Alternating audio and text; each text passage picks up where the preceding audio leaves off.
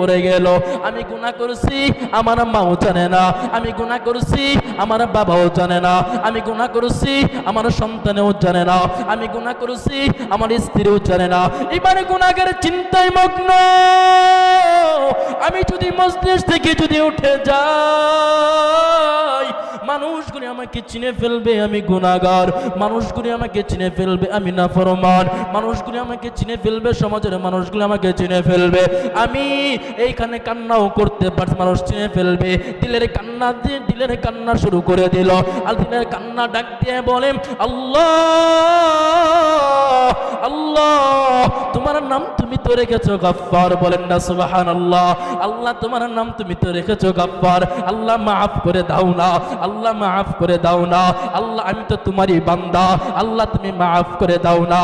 আল্লাহ দরখাস্ত করে দুনিয়াতে আসি নাই, আল্লাহ গুনাহ করেছি, আল্লাহ শয়তানের ধোঁকায় পড়িয়া মাফ করে দাও না।